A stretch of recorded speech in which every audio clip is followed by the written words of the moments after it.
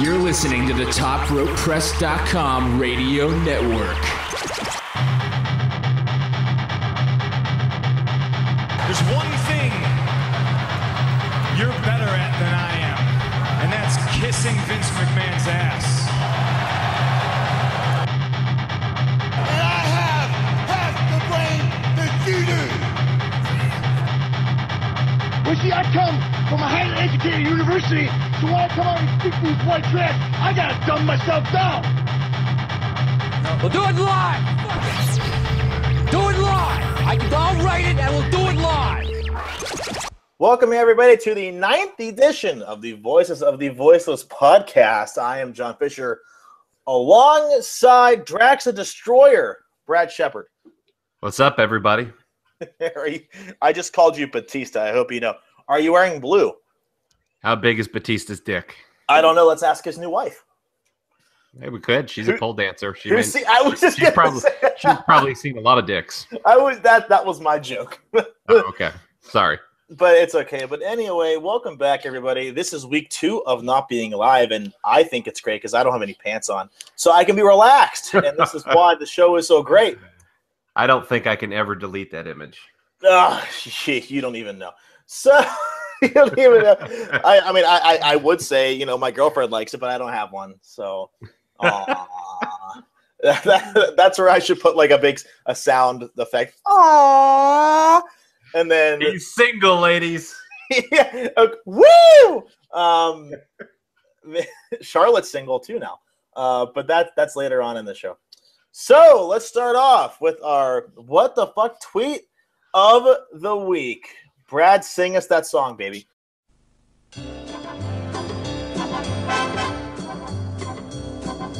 Oh, yeah, yeah, yeah.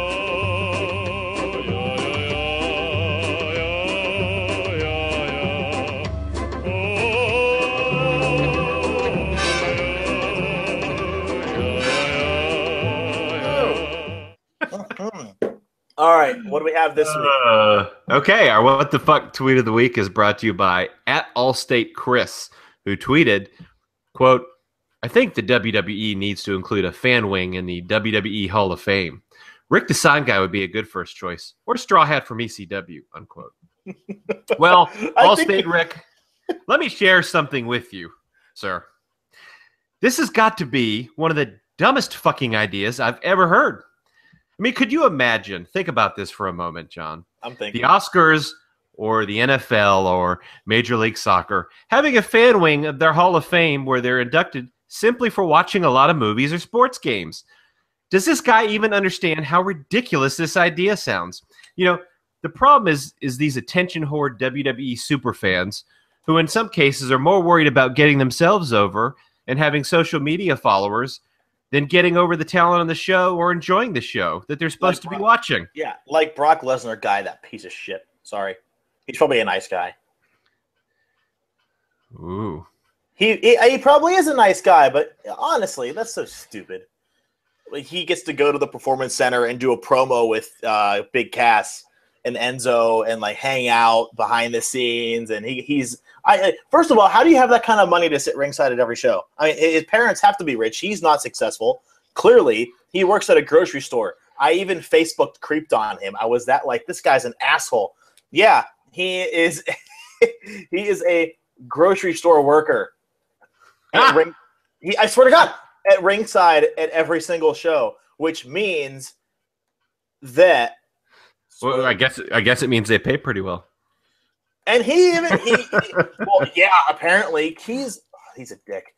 Yeah, he's a. Tell us how you really feel. I'm trying to. He works at Whole Foods, and his you know how on Facebook you can put like a I don't know, like a help me here, like your occupation and whatnot. He is a Renaissance man at Whole Foods Market. What a douchebag! I'm sorry. And they let him go to the Performance Center and cut a promo. Like for what? He's a Brock Lesnar fanboy that Kevin Dunn saw and says we could use you. I don't know, whatever. Well, he's not fat, so Kevin probably liked that. Yeah, you're right. but he sucks at everything. I'm sorry. No wonder he didn't get picked for Tough Enough. So, anywho, that tweet is really stupid for the obvious reasons. Do we even need to really go into it? Honestly. I don't think so. I mean, it was pretty self-evidently dumb. Well, they did bring in a celebrity wing. That's also dumb. Yeah, You're right. It is dumb. Well, I don't know. Donald Trump, if he ever goes in, that'd be pretty great. Other than that, though, it doesn't make any sense. So that was your What the Fuck tweet of the week, brought to you by our ability to find stupid people in the world. It's free. There's lots of them. It's not hard, folks. There is. So this show's going to be a little bit different. There's a lot of topics to cover and less hit or misses because Raw was mostly a miss. It was mostly a miss. So moving on, WWE's lease with the Full Sail University building, that's good, is possibly expiring this December. Obvious actions, they're going to renew. Where else would they go? Yeah, I don't know. Maybe something in Disney somewhere, but I can't see him leaving Full Sail yet. Like WCW? Maybe. I don't know. I mean, I don't think they're quite ready to go on the road full time. And, the deal they have with Full Sail and, the students doing their production for free and the location being in regard so close to the performance center, it just makes sense for him to stay right now. So I don't see him leaving. I don't either. But then again, if there's a lot of money involved, why wouldn't they? If they take over for SmackDown, which is a really, really, really, really weak rumor that's going around, there's no way that's true. But if that actually does happen, then we could be getting a case of, well, maybe they have no need to stay there if they're going to be on the road every single week, like SmackDown. Yeah, I would prefer they not be on SmackDown, but Me too. It'll be oversaturation, and Vince would have to have a say in it. And I love Vince McMahon. The day that he finally passes away will be a horrific day in the world. He's truly an innovator. So I mean, I don't want to see that happen, but I don't want to see him touch NXT. Period. We've been over that before. So hopefully they get that lease re-signed. I guarantee they will. But then again, wouldn't they have to have a contract signed already? It's October 15th. It's over in December. So, what are they waiting for? More money? Full Sail doesn't have that much money. They're still relatively new. You know what I mean? Yeah, I'm not sure, but whatever. It's going to expire. They'll probably stay. They're not ready to go on the road. So, whatever. As long as they're not on SmackDown, I don't care. Or Raw. Yeah, I guess you're right, huh? Well, who knows? Moving on to really sad news. Just the other day, Bill DeMott, the former head trainer at WWE, his daughter passed away in a car accident. I don't know many details if there was alcohol involved because, go figure, that's the first thing to be assumed is if there was alcohol involved or drugs because you should be a good driver. Brad, you know more about this. I'll let you take the floor on this one. But either way, it's horrific. And no matter what DeMott did to the wrestlers at WWE, none of that was confirmed, by the way. But there was no videotape. There were no audio tapes. So regardless of what you think of him, you never wish that upon anybody. And you're a father, Brad, so you should know. Yeah, he was and still probably is, a very divisive figure in the world of wrestling. There's those who can't stand him, and there's those who really like him. It's probably one of those guys you either love him or hate him. But regardless of that, no matter how you feel, you can say what you want, but nobody should have to bury their own child. And, that's just a simple way to put it. So, but apparently at about 12:30 a.m. over the weekend, a vehicle on a highway veered into his daughter Carrie's lane, hit her head on, and she died at the scene. Only 20 years old. Very, very sad. It is. It's horrific. So yeah, prayers do go out to DeMott's family and to him himself because, like you said, nobody deserves that. Onto a more funny topic. Hornswoggle, what a dipshit. Hornswoggle fell down the stairs at Kurt Hawkins' wedding And CM Punk had the gall, which I thought was hilarious, to actually tweet out the video falling down. Like, what the shit? And now people are saying that it was on purpose, trying to get a laugh out of people. Granted, he's suspended for the wellness policy. Like, he needed to be suspended from anything. But well, why? one could argue that's why he fell down the stairs. He was on something. Well, probably. It's so dumb. But I mean, I have to bring this up again. Why in the fuck was he Vince McMahon's son? Was that like? I mean, why? I'm sorry. Total like sidebar. But what the? Hornswoggle's so irrelevant that unless he's the midget that like takes off Tori's bra, I don't want to see him. I mean, that sounds terrible. But like, come on. Well, I mean, it was going to be Kennedy, Mr. Kennedy. And, I know. Yeah, he got the wellness violation himself, ironically. So he screwed up the biggest storyline of his career. He was suspended, and so they needed someone, and so they didn't know what to do, and they just kind of made a joke out of it and turned it into Hornswoggle, and now he's got a wellness violation himself. So if you're picked to be Mr. McMahon's son, that's apparently a bad sign for your career. So, just a tad. Yeah. But, supposedly Brian Myers, who was known as Kurt Hawkins in WWE, supposedly he set the whole thing up. It was his wedding. And who doesn't love midgets falling downstairs? Who doesn't love midget tossing? I would pet, that's what I want to see. We need a change in Raw. Put the Big Show in Hornswoggle. Don't even make it a match. Just make it a midget tossing competition. And you want to get two Jurassic World dinosaurs, get Kane and Big Show out there. No, you need more than that. At the top of the hour, and have a midget tossing competition with Hornswoggle. Well, not and Torito, the little fucking bull thing. You got throw him in too. Yeah. Well, you have to make it like that's the new king of the ring, the king of the swing, and they toss the midget as far as they can. It'll be Cesaro, Mark Henry, Big Show, Kane, John Cena, the Khali, they're gonna bring him back. Kevin Nash, he'll pull a quad. Please don't do that. I'm at 7. Vader, he's in better shape, way better shape. DD Me or DDP. How about Braun Strowman? Braun McShingle bitches. Whatever. Yeah. Get him, and that's the new king of the ring because it's a joke now. So let's make it even. Let's acknowledge it's a joke, and toss Torito and Hornswoggle as far as into the crowd. Cesaro giving Hornswoggle the big swing, and then he just lets him go, and he flies into the crowd. That would be great. That's compelling TV. Everyone would tune in first of all to see if they're abusing a midget, which would get the equivalent. You want to pop a rating though. You want to pop a rating? Throw a midget. Because the people that'll think tossing midgets is funny will tune in, and then people that'll be like, "What?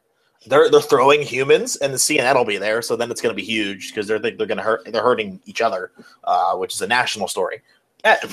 Anyway, yeah, Hornswoggle's an asshole. On to the next one. Dave Bautista, otherwise known as Drax the Destroyer, got married. Indeed, he did, to a competitive pole dancer. Is that on ESPN? His new wife apparently took home second place in the USPDF Amateur Nationals in 2012. The fuck? Yeah, apparently there is a national competition amateur style for competitive pole dancing. Okay. What's more prevalent? The World Series of Poker, which I really did love when I was growing up, like in my teens. That was really fun to watch. The spelling bee, which I watch now, which is fucking hilarious. Or what did you say? The P. The USPDF. Don't ask me what it stands for. I've United States Pole Dancing Federation. Federation. Yeah. There you go. Maybe that's it. Amateur Nationals. Very, very official stuff. Yeah. It'll be on ESPN 8 the Ocho, and it's going to be huge. That's a dodgeball joke. Good. Honestly, I've been a fan of Batista since forever. It's good for him. He's married. He's happy. That's all I want of anybody is just to be happy. You do you, but I mean, she's going to be taking home the gold, and he won't. So at least there's going to be one championship in that household. Yeah, I said it. Moving on, Global Force Wrestling. You know what? I'm going to let you do this one. Okay. So Global Force Wrestling has a TV show that's not on TV because they don't have a TV deal. That's right. But the name of it is called Amped, which is also like an energy drink type, and some other and some other indie promotion has a small local television deal, and they call their show Amped as well. So don't really know why they picked that name. But anyway, a trailer leaked, and it appears to have a reality show feel, kind of a pulling back the curtain type of deal, where the talent's personal lives are revealed, similar to how I would assume the 24/7 show on the WWE Network is going to be. I haven't seen that if it's on yet, but I think the concept really, honestly, could be huge for the industry. It's just a shame, of course, that the launch of GFW itself has been pretty much a failure to this point. There's no TV deal in place. There's no word of a TV deal. They do have a new set of tapings scheduled for October 23rd in Vegas, but there's no word on when those episodes will be made available. You're right. So, GFW succeeding is a good thing for wrestling fans. So we wish them the best of luck, but that's where we're at. I'm going to be honest here. I think this is going to work if they execute it properly. Put it on, you're going to think I'm nuts. Make it online exclusive. Right now, you can watch Ring of Honor, Lucha Underground on television. There's not a lot of wrestling promotions that strictly do online-only telecasts. And it's easy to put something on YouTube and live stream it. Fuck, we do it every week. At least we used to. It's that simple. Get a camera. It's like streaming. You stream whatever you're going to do onto YouTube. It's very user-friendly. I think it's the best, but that's my opinion. And I'm always right.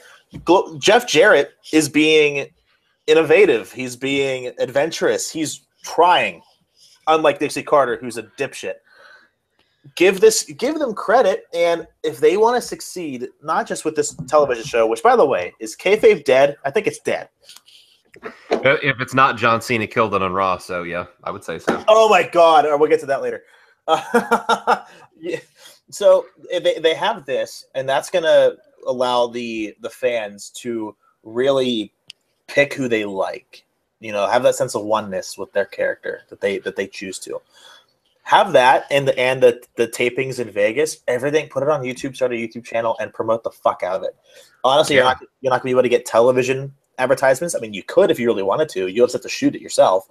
Put it all on YouTube. It'll be great. Put it on Netflix. Yeah. Underground fucked that up. Netflix is incredibly large right now. Hulu even. Make it online only, and it'll attract people just because of that. They can watch it on their phone.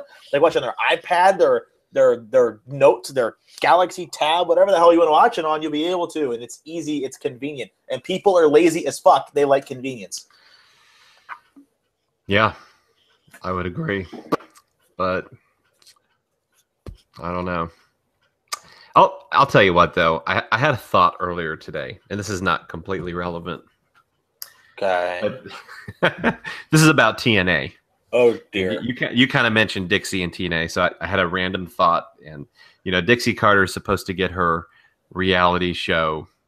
And someone had made a joke on Twitter, I believe, about pay for wrestlers or whatever. They've had a lot of issues with back pay and that kind of thing. So I could just picture Dixie Carter on her little reality show, sitting in her mansion, getting a white girl wasted with the other housewives of Nashville, and laughing about the excuse of transferring the payroll office as the reason she's not paying them, and her just belly laughing.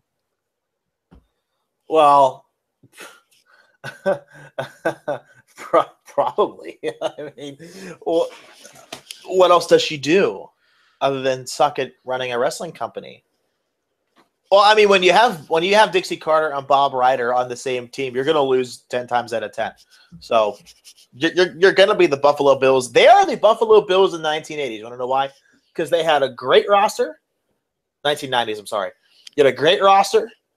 you had stars, but your management and everyone and somebody fucked it up, like the kicker. I don't remember his name. Doesn't matter. He's infamous for that reason alone. Wide right, as they call it. They are the Buffalo Bills of the 1990s. They had every opportunity to win, but they fucked it all up because a couple of people.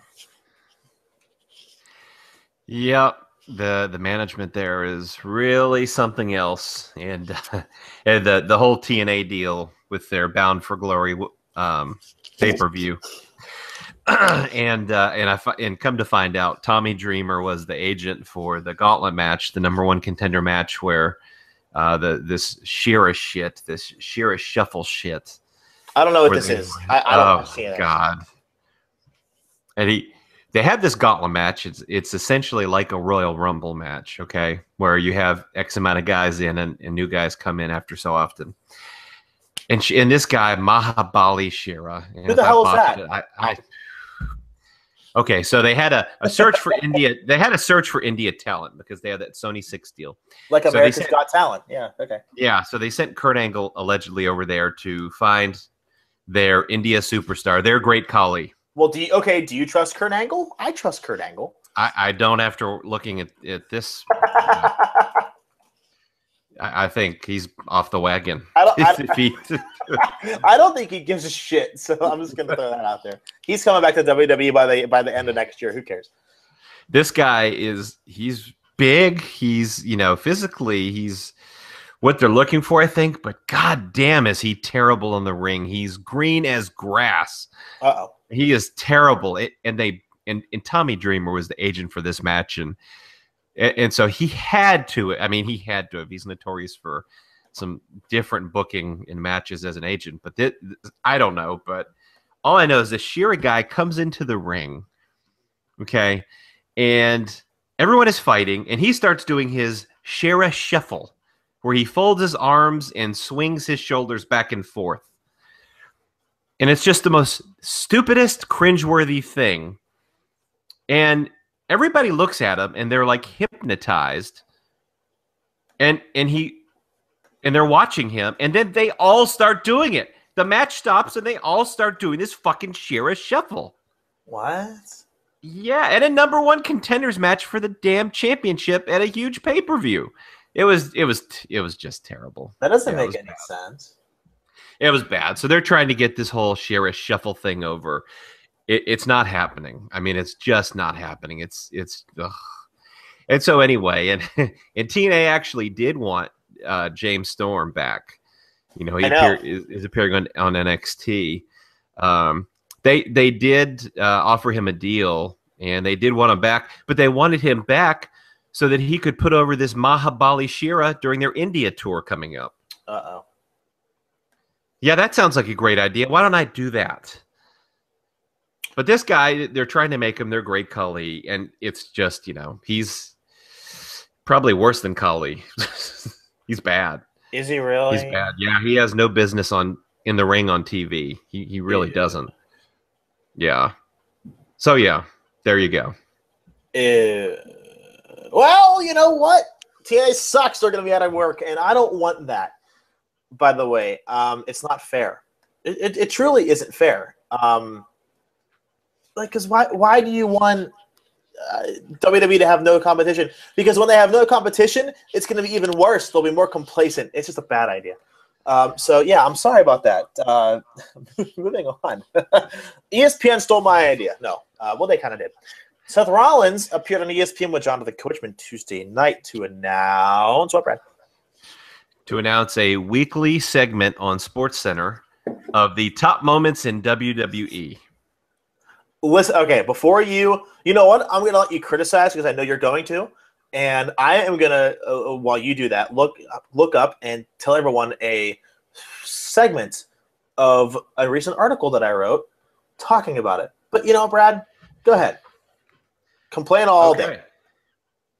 Well, you know me, I'm never short on doing that. So the thing for me, while you're doing that is WWE is supposedly paying for this. And no, they're not. No, there's no, they're not. Are they really? That's what I hear. Is there and I can't say I have confirmed it. I mean, WWE hasn't said yes. I'm going to admit we're paying, but that's what I hear, that they're paying to get on TV with ESPN. They are desperate to make mainstream and blah blah blah and all that kind of stuff. So it is what it is. It gives them a lot of exposure, and it's really cool how Jonathan Coachman can use, his ties to WWE to help put over the company. But the bottom line is, until the product improves, they could promote it on SportsCenter all day. It's not going to matter. And to be honest, even with it being on SportsCenter, like, I don't think they're going to get a lot of long-term viewership from that anyway. It's not like, oh, they're on SportsCenter, so I'm going to watch them every week now, all of a sudden. So, all right. I can't. Okay. So, here's what I'm thinking. I'm ready. I'm ready. You don't have to do that. Okay, like, I have ADHD slightly. I really do. Miley Cyrus is planning an all-nude concert with the audience included. That's kind of weird. Anyway, are you kidding? No, I swear to you that I just read that headline right now. Honest to God, if there's anyone listening who does that, I mean, I would be afraid I would be getting an STD even being within 50 feet proximity of her nude. I saw the headline. I had to say. I bet the bugs are jumping off of that snatch like a damn, I don't know, like a long jump. I don't know. I just, oh God, it's terrible. Maybe they hooked up with Batista's wife. So, yeah, I said it. All right, so this is what I'm thinking. Whoever proposed that idea to ESPN is a genius. And the reason I say that, first, it was the WWE Network that set the standard for video streaming and on-demand content. Netflix did do it first, but not concurrent and episodic television like this, okay? UFC Fight Pass came after the network. Second, it was the WWE who began to put their pay-per-views on the network. They're the first ones to actually do that, mind you. And that changed the entire spectrum of pay-per-views in general. Third, this partnership with ESPN will give the WWE its publicity they need right now, because Raw sucks. Not in my eyes. I still enjoy Raw every week because I'm a mark.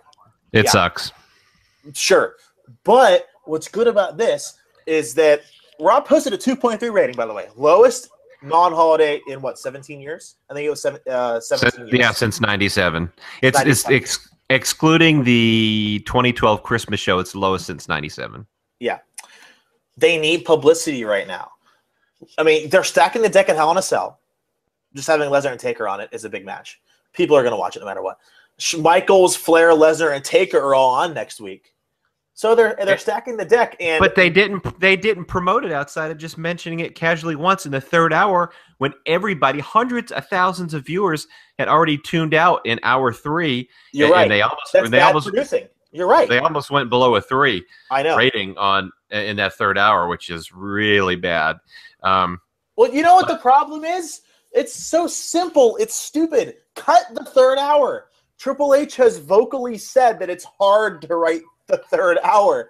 Why do it? You can make more money back with more ratings and revenue coming in that you would for that third hour of television revenue. It's so easy. You're losing money because the fans aren't watching. But if you cut that third hour, you lose that ad revenue, sure. But double it up on the website, double up your ads on the network, because no one's going to give a shit. It's all, $9.99 anyway. And then you cut the third hour, people will watch more. People don't have long attention spans. It's just a fact, and people have to deal with it. Therefore, you have to change with the times. Get rid of that third hour. It was great at first. I thought it was a really odd idea, and I really wanted it to work. It drags on every week. And plus, you don't have to stretch anymore. It's all condensed. You actually would have to hurry the show to get done instead of stretching time. So it's so obvious. It's staring them right in the face. Get rid of the third hour. And that's it. That's all they have to do. Honestly, I would be a fan of that.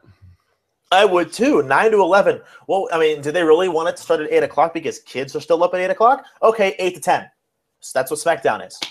Why does Raw have to be 9 to 11? It's your prime time at Monday night, no matter what, 8 or 9 o'clock. It's still prime time.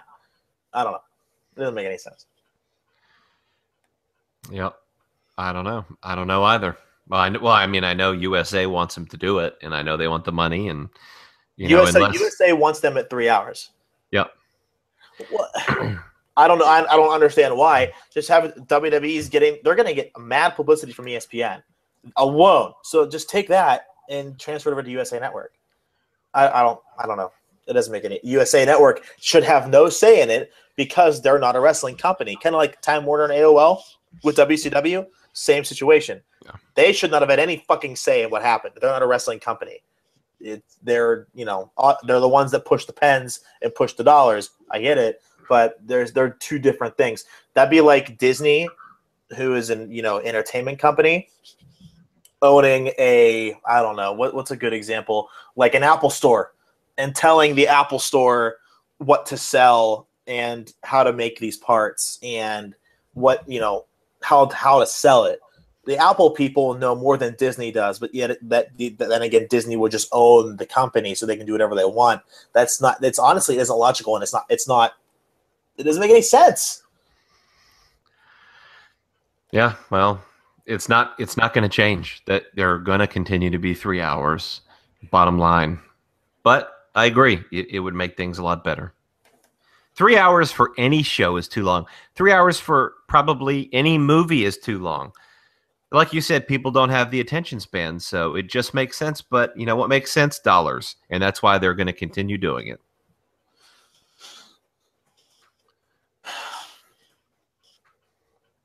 Whatever. There's nothing I can do to change it. So, okay, so do you think that this will be a good opportunity, not for just for the WWE, but for the wrestlers to get more time in front of the mic, to have a better engagement with the audience? Because people liked, going back to the Attitude Era, people loved The Rock, even if you weren't a wrestling fan. You thought he was cool. Everyone loved Stone Cold. You thought he was a badass. He was Stone Cold. You would imagine giving your boss the stunner when you go into work every day. Today, nobody's cool. CM Punk was the last person to be cool because he didn't give a shit, right? He didn't give a fuck what the management said, so he was relatable. I don't find any WWE superstar today to be relatable, and maybe that's just their gimmick. But you need to be relatable to get an audience, to get more money, to get better ratings, to be more successful. They need to be characters. They're not characters. They're manufactured. They're generic. They're very safe. It's very scripted. All the things that aren't going to allow you to have that big breakout star, big breakout moment, or must-see type of TV. It's a shame, isn't it? Because, okay, I always ask you hypothetical questions because you're very critical, but I enjoy asking.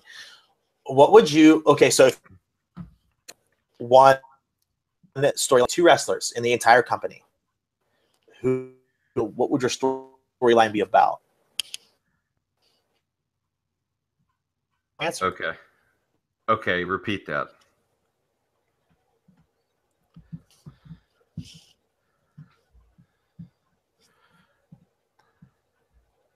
Well, you're really thinking over there, unless you're just humoring me. No, I couldn't hear you. What did you say? You didn't hear me at all? No, it cut out. What the fuck? I'm not editing that out, just out of spite. If you could take any two wrestlers and put them in a storyline, who would those two wrestlers be, and how would you book it long term? Because I know you like long term feuds. I do. Yeah. That's a good question. It would definitely be Dean Ambrose would be in there. Heel or face? He would be in there as a face. Okay. But it wouldn't be a straight baby face. It would be kind of like what he has now turned up a few notches. And he would have to go against someone. And this goes back to really a much bigger problem as far as, who are their top heels? Who are, Rollins. Oh, he's such a chicken shit, terribly booked champion. He's not going to get any rub beating Rollins at this point. It's a flop. Those two would have great matches, don't get me wrong. And personally, I would like to see it. But if you're looking to to book something long term and make it big and really put over Ambrose. So just what personally I would like to see. I don't. That's the problem. They don't really have anybody, and the only guy they have is Seth Rollins, the champion, and he's had 2 wins since the last several months. Yeah, last few months. I mean, it's it is what it is, but that's a problem. So, but I would like to see Dean Ambrose, without thinking too much about this, versus a heel Roman Reigns. Oh, I like that. Okay, now I get okay. I get it. I get where you're coming from. I like that. I think that would provide a lot of opportunity. Mine, and you're gonna laugh at me. I have Sami Zayn as my babyface, bar none. Okay, that guy is so fucking relatable. It's scary. He comes out and the fans adore him automatically. It's actually kind of nuts what his potential will be on the main event scene if Don and McMahon don't fuck it up. He's like Seth Rogen's skinnier brother. You're right. You're right. But he'll be successful. But no, seriously, you have Sami Zayn as your babyface, and then you have one of 2 guys. I'm going to say one of them, Kevin Owens, because of their history. I mean, this is like a 6-month chase for the WWE title. This main event's every pay-per-view in a row. You have family ties. You bring in Kevin Owens' kid, with permission, of course, and you have that whole thing, which has been done, but you spin it differently. That can be great. And the other one, Cesaro, you book him like Evolution, coming in with like a private jet. He already looks great in a suit, which is what Cesaro does. You have him like the cool badass heel that doesn't give a shit. He aligns with Triple H, and those guys. They're like, it's always like bringing back Evolution, and Sami Zayn again chasing the title. I think that would be amazing. That would be my top feud, easily. Okay. Yeah, I mean, I'd like to see Zayn and Owens at WrestleMania for the Intercontinental Championship. That'd be great. I hope it happens. I didn't even think of that. It's going to be Ryback, because why the fuck? I hope not. I hope not. Speaking of Sami Zayn, huge news here. He's appearing at Evolve 49 and 50 this weekend. You're more knowledgeable about indie wrestling than I am. What does this mean for the WWE? Because I do know Evolve and Triple H were in talks of a potential partnership. Well, being the connoisseur of wrestling that I am, I'll go ahead and explain it, and maybe a rather lengthy explanation. So get ready. But yeah, I'm ready. So for those who aren't familiar with Evolve, they're an independent U.S.-based wrestling promotion. They're out of the Northeast, and they're owned by the World Wrestling Network, WWN, which also owns other promotions like Dragon Gate USA, Phil Impact Pro, and Shine. So you may have seen Gabe Sapolsky promoting Sammy appearing at Evolve on Twitter, on his Twitter account, @BookItGabe. If you've never heard of Gabe Sapolsky, he's been in the business a long time. He co-founded ROH. He was really considered by a lot of people in the business to be Paul Heyman's protege. He was involved in helping Paul in ECW. He co-founded Evolve. He's the current VP of Talent Relations, Creative, and Marketing for the WWN, the World Wrestling Network. And interestingly enough, Evolve does feature quite a few guys that were released by the WWE, like Chris Hero, Drew Galloway, PJ Black, who WWE fans would know as Justin Gabriel, and Trent Beretta as well. So I do kind of wonder if they'll continue working there going forward. But the agreement itself includes Sami Zayn appearing off camera in a non-wrestling role like autograph signings, those type of things, during Evolve's 2 iPay-per-view shows, Evolve 49 and 50, on the weekend of October 17th and 18th. So the discussions have been in the works for months, and the deal isn't contractually complete per se, but this is the first step in that direction. And so, funny enough, the mere news of Sami Zayn's appearance actually crashed Evolve's website from the overload of site traffic. I saw that. This is awesome. It's a huge deal for them. Big time, big time. So essentially, the crazy part in all of this, right, is it comes down to one thing. WWE doesn't want talent going to ROH, where they'll be on national cable, and ROH will be able to merchandise them. And that all stemmed from Kevin Owens. Vince McMahon blew a gasket over the Kevin Owens merchandise deal. A Kevin Steen action figure was released before WWE could release a Kevin Owens action figure after WWE had already signed Kevin Owens. So that's essentially what started this entire thing. So they want everyone to know, hey, if you want to come to WWE, you go to Evolve. You don't go to ROH. And unfortunately, that's bad news for ROH. But it's good news for Evolve and Dragon Gate. Because it allows those companies to be successful and competitive in the indie scene. So whenever people were saying that the WWE was trying to kill the indie scene, not true, or they wouldn't be partnering with the indie scene. I don't care if it's a WWE entity. It's still the indie scene. So they're still helping it. Right? I mean, right? Am I missing something here? Well, they're helping it out of, they've got an ulterior motive. So what, though? It's not like WWE isn't starting their own indie company. They already have NXT. They're working with an already established indie company. I don't see the problem with this. I actually kind of like it. More opportunities for more people that want to be successful and make it to the big time, which there's only one company to do that with right now. Last but not least, we have more indie news. Brad, this is your cup of tea. Yeah, so obviously, if you don't know, I'm a fan of Lucha Libre. Mystices, and if I pronounce the name wrong, sue me.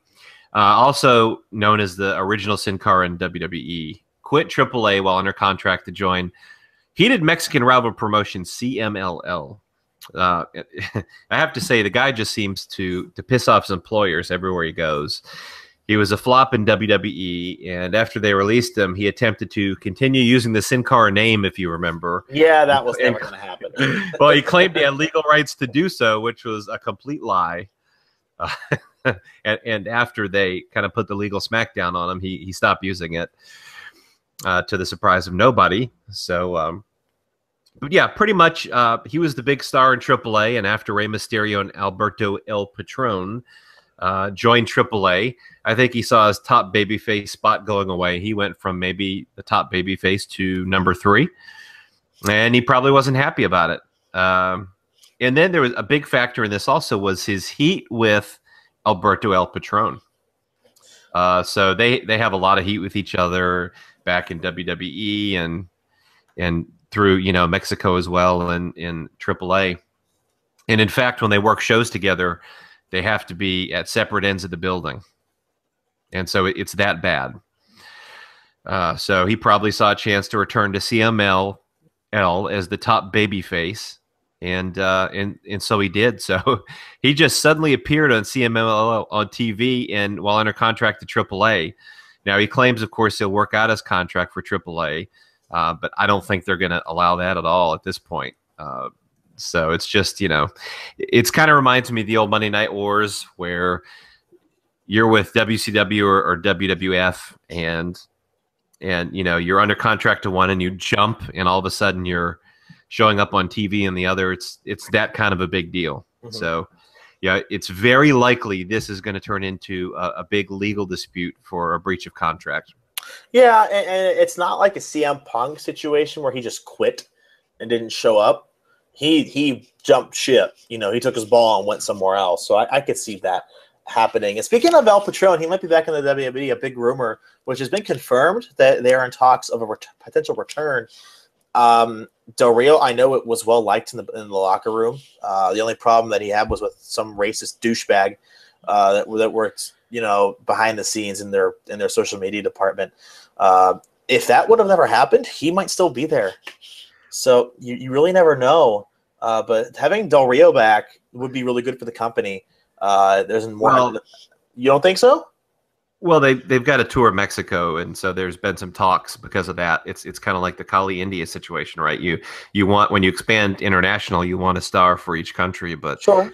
And so they've talked to him based on that, the timing, of course, but it also coincides with him backing out of an overseas indie event. He was disputing it. He was saying inhumane treatment, and essentially what it amounted to was he wanted his 16-hour flight to be in business class and not coach. and so he ended up backing out of the show. Well, do you blame the guy? No, I'm kidding. That is kind of eerie. Now, I believe the Del Rio to WWE rumors began first, and then him backing out of the show took place. So, yeah, timing. Yeah. Is it a coincidence? I'm not sure.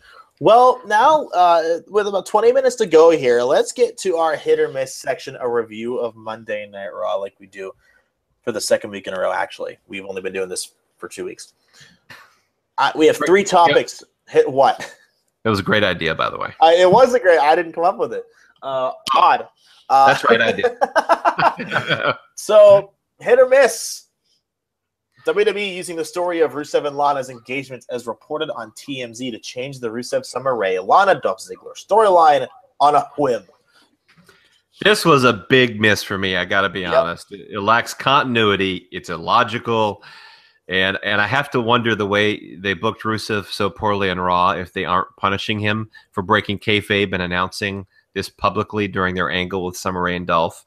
You know, TMZ does pay money for stories and does look out for this kind of stuff. And so I don't know who tipped them off, but, you know, Rusev got squashed by Ryback in 3 minutes, which is something not even John Cena could do. Yep. So the timing of it makes me believe it could be a punishment, but I guess we'll find out in the next couple of weeks. We'll know for sure, probably. But, you know, one of the weirdest parts for me in all of this was Summer Rae and Rusev come out to the ring for the match and pretend like the announcement of the engagement never happened until after Ryback was done squashing him in 3 minutes. And then it was just like, boom, you know, then all of a sudden she's mad as hell at him. Like, you know, she's smiling and she's happy during the match and coming down to the ring. It's just, it makes no sense at all. And so I didn't like that at all. You know, and you had, of course, Summer Rae had just proposed to Rusev, and Lana had been off TV for weeks with nothing on TV showing a change in the storyline. You know, the engagement, the real life engagement happened a month ago. I mean, this wasn't a surprise to WWE that the whole thing was just terrible. I mean, I could go on and on. It was just terrible. Kayfabe's dead. They literally could have let this go and pretended like the fans were stupid because, let's be honest, they do that enough. You know, CM Punk doesn't exist. Neither does Hulk Hogan. Neither does Chris Benoit, for that matter. That's a whole nother argument. But why did they just – so the last 6 months mean nothing, and it was all for nothing. They've ruined literally everything because what they were going with was a little bit different. It could have led to like a big wedding, and then they could have announced they were engaged. Lana and Rusev, that is. You know, but, you know, it could have been – Ziggler and Rusev with Summer Rae as the special guest referee at a pay-per-view. They could have done so much with it, but you know, TMZ's. I think they're scum, but that's just me. I'm a real journalist. Damn it! It doesn't make. I don't know what they were thinking. Did they just want to, you know, take to the fans' account that we're smart and we read the internet, which we do, and just forget what they've been building up to for 6 months? I just don't understand. Why should Lana come back on television? Like, what's the point? Storyline's over. Summer Rae ran out of the ring and called him a cheating bastard and slapped him across the face. That's it. This is done. Ziggler's doing his own thing right now. Yeah. So what is it? Is it going to be a triple threat match between Rusev and Lana and Summer Rae in a mud bath, or like Summer Rae and Lana one-on-one? The winner gets Rusev. They can't do that. Because they've already established the reality that's in the situation. They can't turn back on it. So unless Vince McMahon works his wizard powers and gets them to divorce in real life or stop the engagement, there's nothing stopping it. The storyline is over, and it's stupid. Because Rusev, honestly, is one of your best pro wrestlers that you have in the company. He's good. And the weird part, of course, too, going back to me talking about them no-selling the whole thing when they came down before the match and during the match with Ryback, is it didn't match up with the announcers who the whole time were talking about it and putting over Rusev's real-life engagement to Lana. So you had that going on, and they're acknowledging it. Meanwhile, Rusev and Summer Rae are pretending like it never even happened before and during the match. So it was, very confusing probably to the live audience and to people on TV for different reasons. So just terrible. You're right.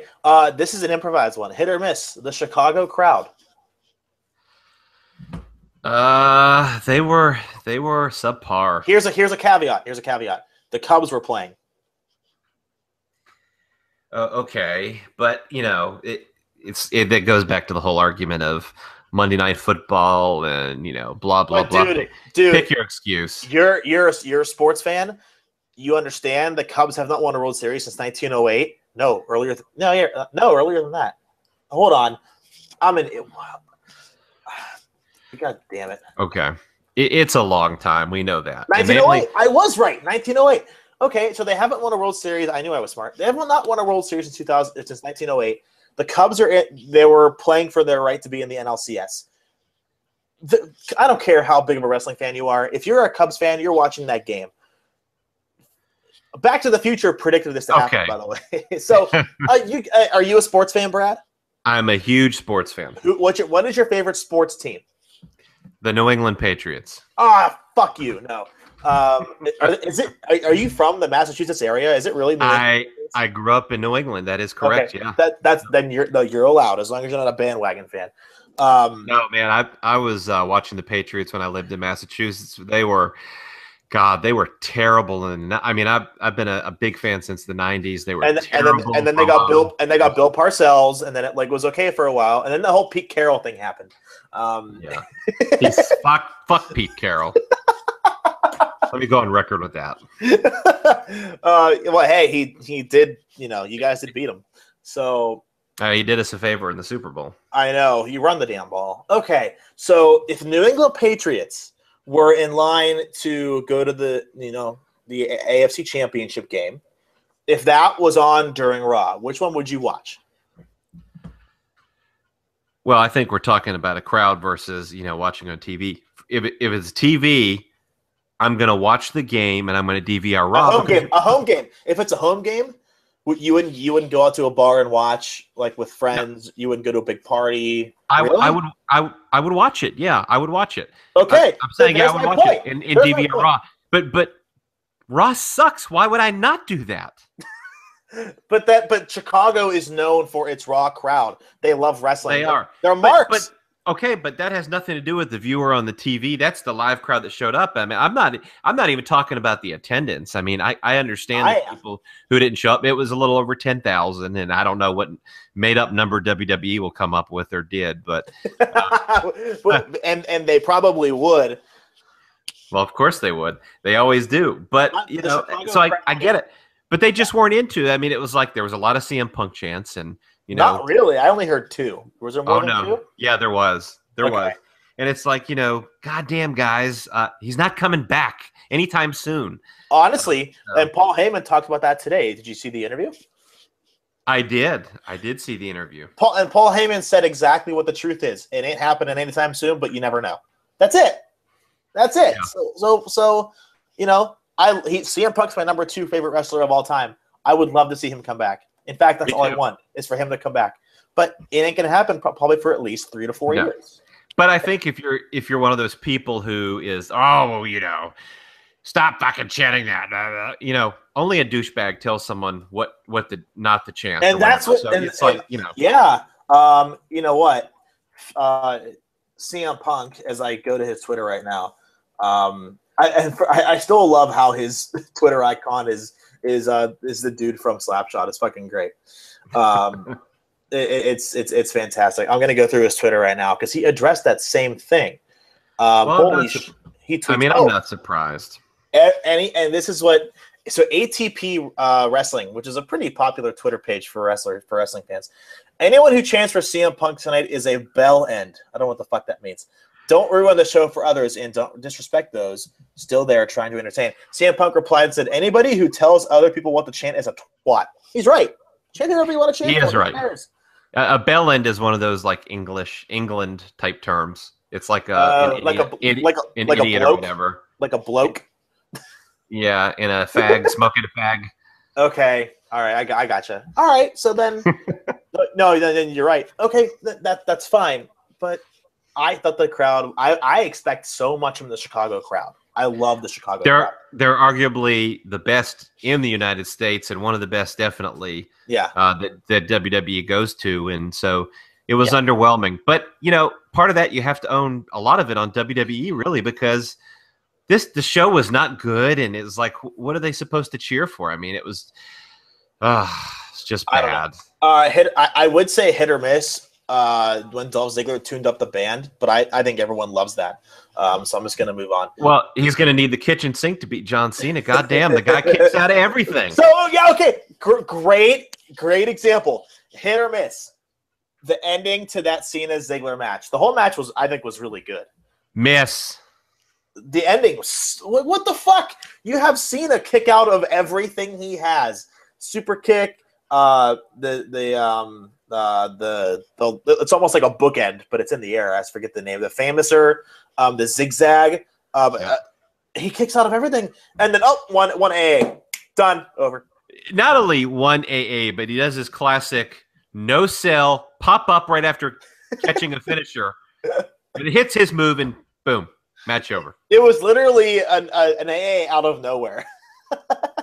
AA out of nowhere. Yeah, it was. It was an annoying asshole. AA. I think you tweeted out, I'm going to need to go to one AA after that ending. I'm going to need AA after that. That's what I said, yeah. I don't know. This is so – I can't wait. Like, why does he have to kick out of every finisher? I don't know. I'm so glad he's going to be leaving soon. A, to pursue his own personal interests, because I'm all for people being happy and doing what they want. And B, to get him the fuck out of the spotlight. I'm sick of it, even though I am a John Cena fan. All right, lastly, hit or miss, Roman Reigns' promo on Raw. This was a ginormous miss. And that may be the understatement of the year. Hold on. Now, on SmackDown, he got another big promo. After the officials at Raw hating his Raw promo, he gets another one. They must want him to fail. There's the only thing I can think of. There's no way. There is no way that's true. Absolutely not. Absolutely not. Well, I don't understand the logic behind it. Neither do I, but they fucking did it anyway. You were going to say something. I'm sorry. The promo is terrible. I mean, terrible really is not the right word for it. It was just so fucking bad. It went on too long. The crowd crapped all over it. He continually forgot his lines. And the crowd was chanting boring. And when they did, he countered that actually as a face, arguing with the audience. Yeah, that was a heel move. That was a heel move. And then telling him, no, this is real. No, it's not real. Actually. I love that. This is real. This isn't boring. This is family. It's not real. Yeah, apparently we all forgot his daughter was almost kidnapped by Bray. Yeah, and they really, screwed the pooch on that whole thing. That could have been really good. Yeah, that lasted a whole week. Cool. Do you think that would have been better than CM Punk singing the Mysterio's daughter happy birthday? Because that was scary as shit. Yeah, I actually like that. I mean, I think this would just be like, I'm so over this feud. I think that's the whole problem. I haven't been a fan of the whole feud. I hope it ends really soon. I can't believe they gave his match with Braun Strowman 8 minutes. The match wasn't good. The guy cannot fucking wrestle whatsoever. He has like 2 or 3 moves. Nobody cared about the match. Reigns has, I'm going to give Reigns a little bit of credit. He has flashes of brilliance where he pulls off a really cool move. So what move would that be? I don't know. Exactly. Reigns is not as bad as a wrestler as people give him credit for. He's not the guy. So, when you look at the Shield, just at the Shield guys alone, it's like Dean Ambrose is the most over right now. Okay. And it's like, say what you want about Roman being Vince's golden boy and John Cena's replacement, the face that runs the place, and I believe all of that is true, that's what they want and that's how they feel. But I believe that, and I believe he's going to win the championship. He'll win the goddamn championship, whether anybody likes it or not. Sure. Before or during WrestleMania 32. But he's not the guy. And I'm now convinced more than ever that he simply does not have what it takes to be the face of the company. I'm convinced. Perhaps. This is it. I put a stamp on it. Just like I said, the Divas dissolution, when I said that shit was dead, it was dead on arrival. Go back the podcast weeks ago. I said the shit was dead, and it was dead. Yeah. And I'm calling it right now. He is not the guy. I'm telling you, he's not the guy, and I'm now convinced. Well, he certainly can't do a promo, so that's a good segue. Brad, did you know that? It is a good segue. Because Paige, you are a bitch. How can you do this to my daughter? Hey, Ric Flair, I love you. Yeah. Paige, you are the man. you're hot. Yeah. Let's do a figure 12 on Paige. I'll do it to her face. I'll face fuck her, and it'll be a figure 12. Paige, vagina, I love. Charlotte, I'm sorry. You're going to have a stepsister. the nature. Oh fuck! The drunk Ric Flair stumble of the week, brought to you by, and this is totally shameless promotion. The guys over at What's Wrong with WWE, their podcast is just phenomenal. Do go in and tune in. It's brilliant. Mine is, it's not what you think it is. It's the what was it? The most unconventional, the payday unconventional superstar in WWE. With fucking Byron Saxton. It's like, goes out and asks Vince, who's the most unconventional WWE superstar? Everyone's like, Paige, Ambrose, Paige. And Paige wins, and like I thought she was really good in the segment because she's funny and a bitch and sarcastic.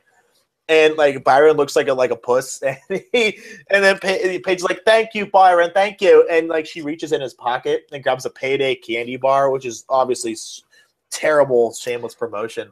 And it's like, "You can't eat that, Byron," and runs away. And Byron's like all pissed off, like someone like stole his car. It's just stupid. That was mine.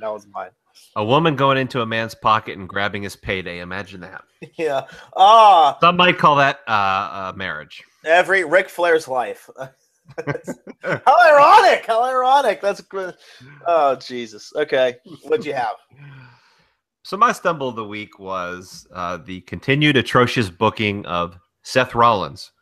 I believe he may have surpassed Rey Mysterio now as the worst booked WWE champion of all time.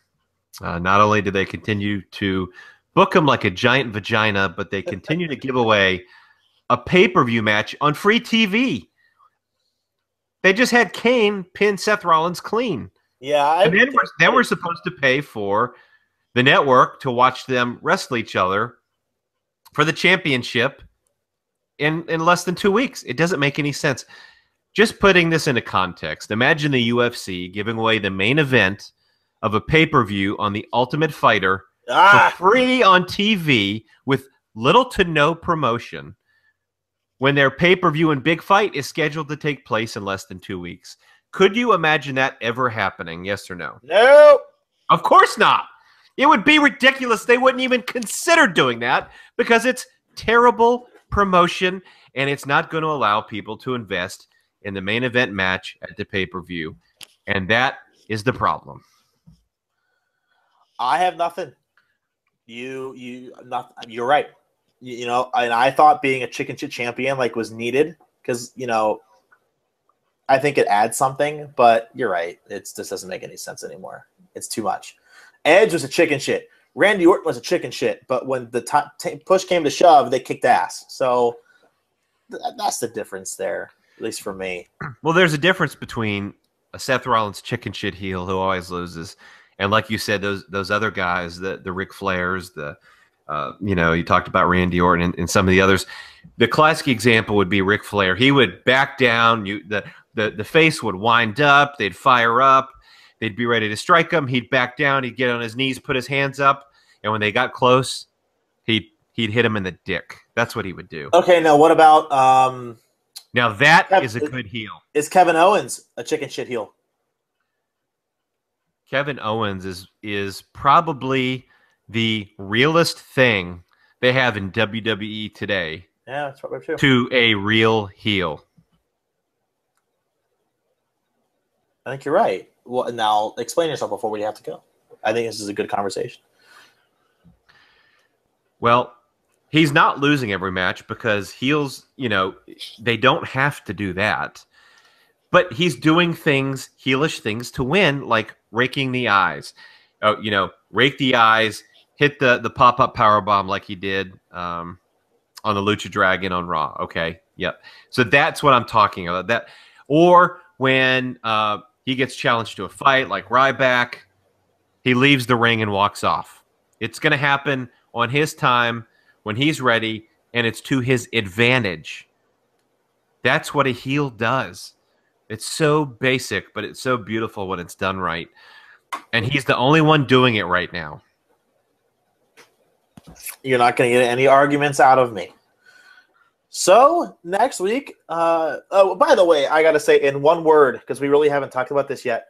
In one word, what did you think of Bayley and Sasha's NXT TakeOver match? I'm going to use 2. Loved it. Yeah, me too. NXT TakeOver was a great night. And, last night we saw the debut of, not last night, but last week we saw James Storm debuting at the tapings. Will it last? We don't know. We'll have to find out in the coming weeks. Perhaps it will be something that, could really launch Storm's career in the right direction. Because let's be honest, I hope so. TNA sucks. Yeah, well, his in through NXT was with Billy Gunn. That's right. how he got in. Thank you, Billy Gunn. Yeah. Huge get. And I hope Bobby Roode's next. All right, Brad, do your thing. Okay, so if you like the show, if you don't like the show, tell us what you think. You can let us know on the Twitter machine. My Twitter machine. Yeah, my Twitter handle is @TheBradShepard. BradShepard. I'll be the really good-looking guy in the profile picture. You can tweet me. Tell me what you think. If you love me, that's fine. If you hate me, I'll block you. And also, don't forget to follow the incomparable Jon Fisher. Yeah. Jon Fisher IQ, just how it sounds. It's spelled the same way. Thank you all for listening. We really do appreciate it. Next week, we'll be talking about a lot of the headlines going around the WWE Universe. And hopefully we have some big news about something. You like that tease? I'm sure I can represent WWE because they can't tease that well. Have a good night, everybody, and we'll see you all next week. See ya.